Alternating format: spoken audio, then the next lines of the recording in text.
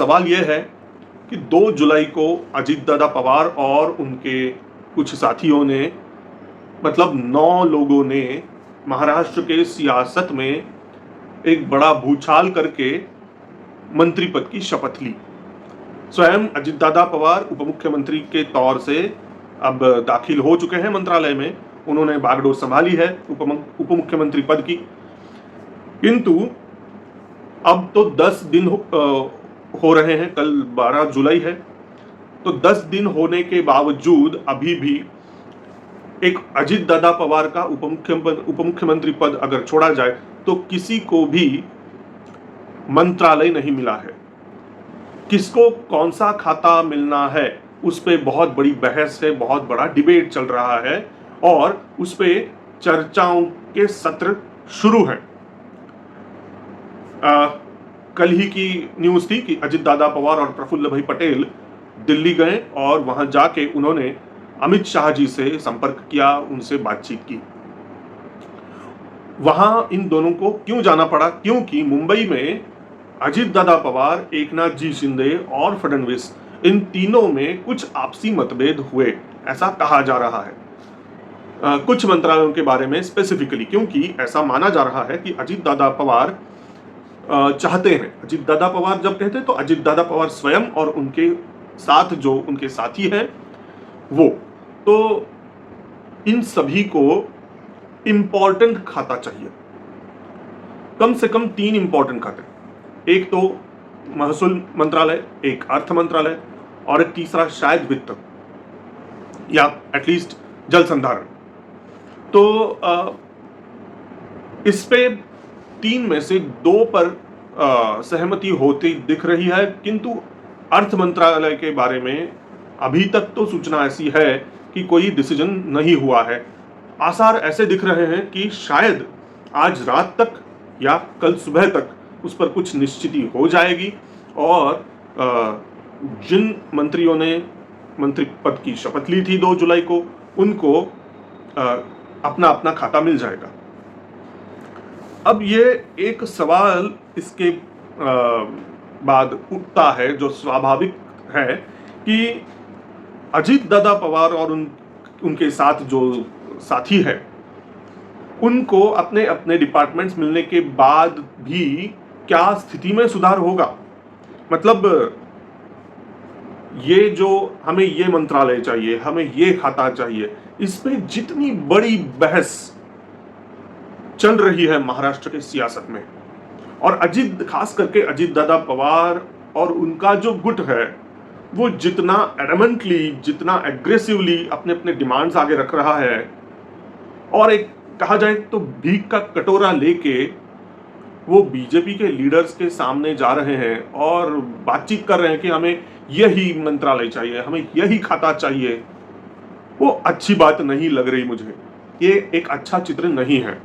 दूसरी तरफ अजीत दादा पवार के गुट के इस सरकार में शामिल होने के बाद शिंदे का जो गुट है, एकनाथ शिंदे और उनके साथी, तो शिंदे गुट में जो खलबली मच गई है और उनके भीड़ में, मतलब शिंदे गुट के जो मेंबर्स थे हैं जिन्हें अभी 1 साल में जो मतलब आशा कर रहे थे 1 साल से कि हमें भी मंत्री पद मिलेगा, किंतु उन्हें मंत्री पद नहीं मिला है क्योंकि अभी अजीत दादा पवार और उनकी टीम की एंट्री हो चुकी। तो उनके मन में बहुत दिक्कत है भाई कि ये क्या हो गया, ये पीछे से आए और हमें ओवरटेक करके निकल गए आगे।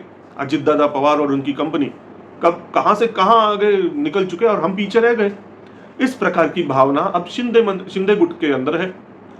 तो संजय सिरसाट जी और भरत गोगावले जी जैसे जो मेंबर्स हैं एकनाथ शिंदे के गुट में, वो तो ओपनली कह रहे हैं कि हमें ये मंत्रालय चाहिए। अभी अजीत दादा पवार को अगर ये मंत्रालय दिया, उनके समर्थकों को, उनके गुट के लोगों को अगर ये मंत्रालय मिलता है तो हम सेटिस्फाइड नहीं है। और अजीत दादा पवार और उनका जो टीम है वो कह रहा है कि हमें ये 1, 2, 3 मंत्रालय ही चाहिए, ये अगर नहीं मिला तो हम यहाँ रुकने वाले नहीं। ऐसा जो एक खींचातानी चल रही है, आपसी खींचातानी, ये एक अच्छी स्थिति नहीं है। ये इससे लगता है कि सियासत में बहुत बड़ी खिचड़ी पक गई है और ये बहुत गंदी खिचड़ी है। इस सब में एक ऐसा नेता है जो बच्चू कडू नाम का, बहुत बड़ा नेता है वो, अपने अपने लोकेलिटी में बहुत बड़ा नेता है वो, और वो ना किसी एक पार्टी की तरफ का है, वो अपक्ष ही चुनाव लड़ता है। उनकी ताकत भी इतनी स्ट्रांग है कि वो भी डिमांड कर रहा है, वो एकनाथ शिंदे को अल्टीमेटम देता है, वो देवेंद्र फडणवीस को अल्टीमेटम देता है, और वो बच्चू कडू कहते हैं कि मुझे ये कोई कुछ ना कुछ मंत्रालय चाहिए ही चाहिए। मतलब ये जिद देखो कितनी बड़ी जिद है। छोटे छोटे पार्टी, छोटे छोटे अपक्ष आमदार, ये किस प्रकार से, किस दिशा की तरफ ये महाराष्ट्र की सियासत गई है कि मित्रों, राजनीति का सारा खेल ही सत्ता के लिए होता है, ये हम सबको पता है। सभी को सत्ता चाहिए और सत्ता के लिए ही ये सारा खेल है, और उसी को राजनीति कहते हैं, हम सबको ये पता है। किंतु राजनीति को राजनीति कहा क्यों जाता है? उसको सत्ता कारण क्यों नहीं कहते, उसे राजकारण क्यों कहते हैं? ठीक है ना, उसको सियासत क्यों कहते हैं, उसे पॉलिटिक्स क्यों कहते हैं? उसे तो केवल पावर गेम भी कहा जा सकता था, उसे सत्ता का गेम, सत्ता कारण कहा जा सकता था, लेकिन उसे राजकारण कहा जाता है, राजनीति बोला जाता है उसे। क्यों? क्योंकि उसमें एक थोड़ी सी डिसेंसी बनाई हुई होती है। मतलब जो भी नेता होते हैं पॉलिटिक्स में एक्टिव, जो भी अपना अपना करियर सत्ता की ओर लगाए हुए होते हैं, जिनको सत्ता हासिल करनी होती है, वो कभी मुंह से कहते नहीं कि हमें सत्ता चाहिए, हमें ये पद चाहिए, हमें वो पद चाहिए, वो अधिकार चाहिए, बोलते नहीं है वो वैसे। और अगर बोलना पड़े भी तो भी उनकी भाषा अलग होती है कि कोई हायर वैल्यू बताई जाती है। मतलब उसे थोड़ा सा अच्छी तरीके से पोर्ट्रे किया जाता है, उसे डिसेंसी कहा जाता है कि वैसे तो मुझे नहीं चाहिए, लेकिन लोगों की ये डिमांड है, लोगों का उत्थान करना है। बात में फर्क लगा? मुझे ये मंत्रालय चाहिए ही चाहिए, बस कुछ भी करके। ये किस प्रकार का स्टेटमेंट है? और ये स्टेटमेंट कैसा है? लोगों का विकास करना है, लोगों का उत्थान करना है, और इसलिए मुझे स्वयं को कुछ नहीं चाहिए, लेकिन लोगों के कल्याण के लिए ये पद लेना आवश्यक है। तो ये जो फर्क है वो लोगों के ध्यान में आता है, और लोग हायर वैल्यूज की तरफ ही आकर्षित हो जाते हैं। लेकिन अभी जो महाराष्ट्र में पॉलिटिक्स जो है, महाराष्ट्र के आज के पॉलिटिक्स में भी अजीत दादा पवार और उनके जो साथी हैं, वो उनके जो पब्लिक स्पीचेस हैं उसमें कहते ही हैं कि महाराष्ट्र का विकास करने के लिए, महाराष्ट्र की जनता की उन्नति करने के लिए हमने ये फैसला लिया, और हम शरद पवार जी के से बगावत कर उठे हैं, हमने रास्ता बदल दिया है, वगैरह वगैरह। लेकिन जितना कन्विंसिंगली उनको ये एक्टिंग करना चाहिए, जितना कन्विंसिंगली उनको ये बोलना चाहिए, बस अजीत दादा पवार ही नहीं, किंतु पूरा ही पॉलिटिक्स। स्वयं देवेंद्र फडणवीस को भी एक बार हाल ही के दिनों में अर्णव गोस्वामी ने पूछा था कि कुछ महीनों पहले, कुछ सालों पहले, 2-3 सालों पहले आपने स्वयं कहा था, मतलब फडणवीस जी ने स्वयं कहा था कि आप धर्म के लिए नहीं, राजधर्म के लिए नहीं, किसी भी कारण के लिए नहीं, मैं कभी भी एनसीपी के साथ नहीं जाऊंगा, राष्ट्रवादी कांग्रेस के साथ नहीं जाऊंगा, उनको मैं अपने साथ आने नहीं दूंगा, नहीं नहीं नहीं, ऐसा उन्होंने त्रिवार कहा था। तो अजीत दादा पवार की एंट्री अभी हो चुकी है 2 जुलाई को, लेकिन उससे बस 2-3 दिन पहले अर्णव ने उनको पूछा, फडणवीस जी को, कि देवेंद्र जी आपने तो ऐसा कहा था पहले, लेकिन अभी तो आसार ऐसे लग रहे हैं आपकी और अजीत दादा पवार की नजदीकियां बढ़ रही हैं, और अजीत दादा पवार किसी भी समय आपकी इस महायुति में शामिल हो जाएंगे, ऐसा लग रहा है। तो आपने तो त्रिवार कहा था नहीं नहीं नहीं, तो फिर अब आपका स्टैंड क्या होगा? तो उस समय देवेंद्र फडणवीस ने कहा था कि राजनीति है, व्यवहार है, मैं कोई 100% ईमानदार नहीं हूं। उस समय की स्थिति वैसी थी, इसलिए मुझे ऐसा कहना पड़ा। आज की स्थिति बदल गई है, इसलिए मुझे ऐसा करना, कुछ भी हो सकता है, मैं अभी कोई गारंटी नहीं दे सकता, ऐसा देवेंद्र फडणवीस ने ओपनली कह दिया। इसका अर्थ क्या हुआ मित्रों? इसका अर्थ यह है कि आज की राजनीति बहुत ही, मतलब राजनीति तो राजनीति है, उसमें कितना कीचड़ है, उसमें कितनी गंदगी है, पहले भी थी, आज भी थी, कल भी रहेगी, लेकिन वो गंदगी जो होती है उसे ढकना जरूरी है, क्योंकि बदबू बहुत फैलती है। अगर ढका नहीं तो बदबू फैलती है। आज की स्थिति में कोई भी राजनेता, एटलीस्ट कम से कम महाराष्ट्र में तो, सावधानी बरत नहीं रहा कि इस गंदगी को थोड़ा सा ढक दे। राजनीति साफ करना, राजनीति को शुद्ध करना, उसे पवित्र करना, ये तो बहुत ही मतलब इम्पॉसिबल सा ड्रीम लग रहा है। किंतु जो एक मिनिमम अपेक्षा है कि कम से कम आपका जो ये गंदगी भरा जो राजनीति है उसे ढकने का तो कोशिश करो, थोड़ा एफर्ट्स तो लो। वो भी किसी से हो नहीं पा रहा।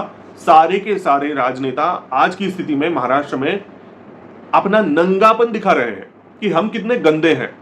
देखो भाई देखो, हम कितने गंदे हैं।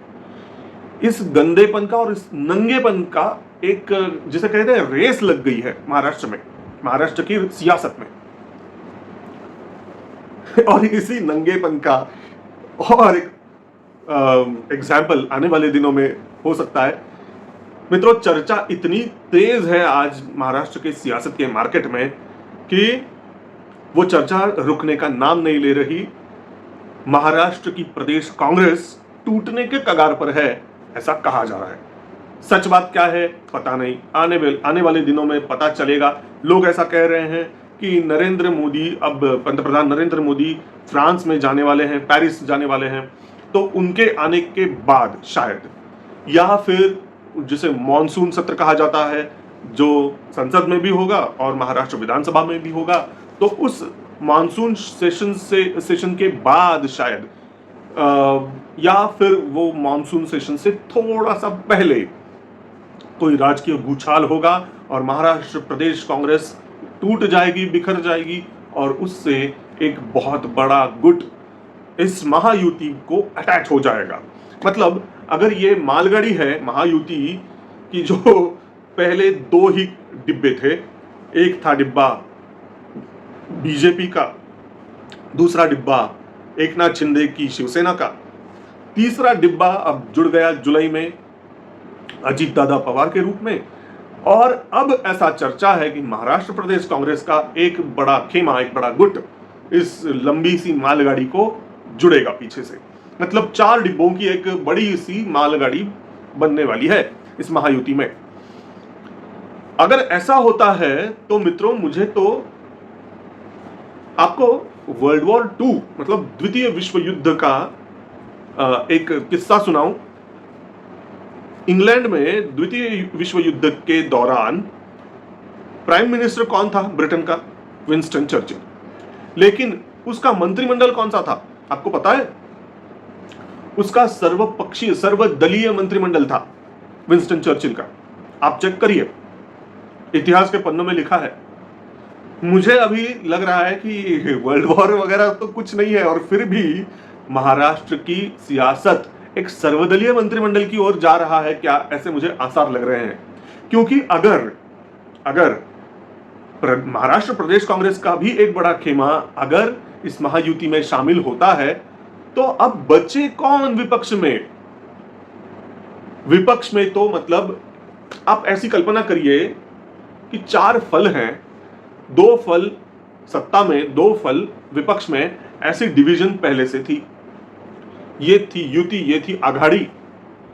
उसके बाद क्या हुआ? 2019 में ये उबाठा वाला जो है, ये फल इस डिश में रखा गया, तो आघाड़ी की बन गई महाआघाड़ी, बीजेपी रह गया अकेला। ठीक है, 19 में।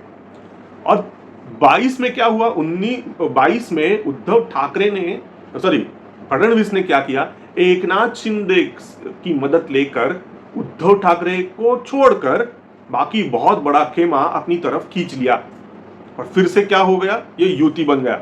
लेकिन सिर्फ युति नहीं था, उनके साथ और भी कुछ दल थे, और इसलिए उन्होंने महायुति कह दिया इसे, क्योंकि ये तो महाआघाड़ी बन चुका था और उनके पास तो उद्धव ठाकरे का भी अस्तित्व अभी भी था। तो ये एक ज्यादा की उंगली आपको इसे जोड़नी पड़ेगी, छोटी सी उंगली। तो अब क्या होने जा रहा है? हुआ जुलाई में राष्ट्रवादी कांग्रेस का भी एक टुकड़ा यहां पे आ गया अजित दादा पवार के रूप में। तो एक छोटा सा शरद पवार का जो छोटा एनसीपी है वो भी यहां रह गया। अब बचा है कांग्रेस। तो कांग्रेस का भी एक बड़ा टुकड़ा यहां पे अगर लाया जाए तो ये पूरा हाथ बन गया। तो मित्रों, अब विपक्ष में बचे कौन? वंचित बहुजन आघाड़ी, एमआईएम, कांग्रेस का एक छोटा सा छिलका, राष्ट्रवादी का एक छोटा सा छिलका और शिवसेना उबाठा नाम का एक छोटा सा छिलका, और मन से अगर हो उनके एक दो इक्का दुक्का और थोड़े विपक्ष अपक्ष। मुझे तो लगता है कि शायद इस बार नेता प्रतिपक्ष के रूप में अपक्ष का कोई लीडर होगा जिसे नेता प्रतिपक्ष के पद पर बिठाया जाएगा और ये सारी सर्वदलीय सत्ता होगी। सत्ता में कौन है? ये सर्वदलीय लोग हैं। ऐसा शायद महाराष्ट्र के सियासत में पहली बार होगा। और उसके बाद एक नेचुरल सा सवाल, जिसे अब मतलब एक बार हुआ, दो बार हुआ, मतलब अपोजिशन में जो भी पार्टी है उसको एक विशिष्ट रूप से तोड़ा जाना पॉसिबल है।